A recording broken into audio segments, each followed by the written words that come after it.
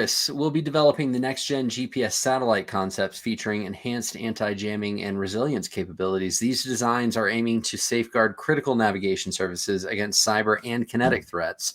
Complex satellite manufacturing could face delays due to shortages in rare earth materials. Again, it's a supply chain issue, especially for these specialized components. The project is going to strengthen national security, of course, if they can get it there. I mean, we're looking at revamping an old system into something new, into something long-lasting, into something cost-effective, all starting at the infrastructure level. So 8 new satellites are designed to counter threats. You know, the mission is to protect national security and ensure global accessibility with reliable GPS technologies.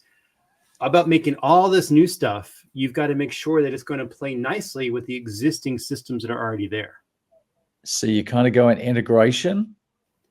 Yeah, I'm going integration. You're not going to agree with me?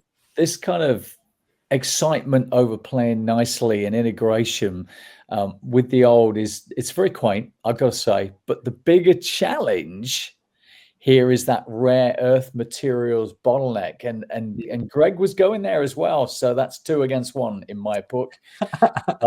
And that's it. You're outnumbered, you're outganged. Without access to the specialized components these satellites need, L3 is not even going to get to the point of testing how they integrate. This is a supply chain issue first and foremost, a systems integration issue second. You know, I love that how this quaint obsession you're telling me I have here with, you know, looking at integration is something that you yourself had only 1 show ago.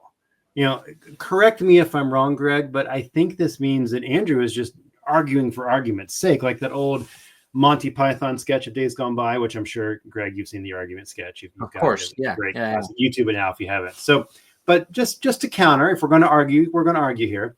If you don't have a design for a system that plays nice, that integrates together, you don't need a supply chain to build it. Ouch! Just a flesh wound while we're talking Monty Python. I'm so impressed. You like that? The Knights of Nir. It was a classic, wasn't it? I feel like one of us needs coconuts now. Oh, yeah. I get it. You love a harmonious space ecosystem where the old satellites shake hands with the new ones. That's playing nicely, isn't it? Mm-hmm. But if L3Harris can't source the rare earth materials for these satellites, they won't even have anything to launch. So it's like trying to throw a party, but forgetting to actually order the food and drinks. Rare earth shortages have been hitting every high-tech sector, and satellites are no exception to that. So without these materials, anti-jamming and resilience capabilities stay on the drawing board. Let's get the supply chain rolling in order before we even worry about the tech handshake in orbit that you're talking about. You know, I feel like Andrew's up there on like a castle parapet, you know, just talking about like thumbing his nose at me and doing these arguments here.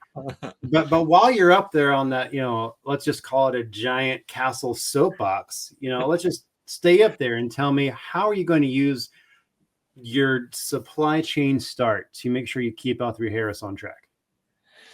It's going to be the big 2 again. Wow, this is a real trait throughout this show today, isn't it? Yeah. Supply chain management integration. Collaborate directly with the rare earth material suppliers to secure long-term contracts. Use predictive analytics to even anticipate shortages and plan ahead. Get your material planning in your inventory manager. Get the buffers in there.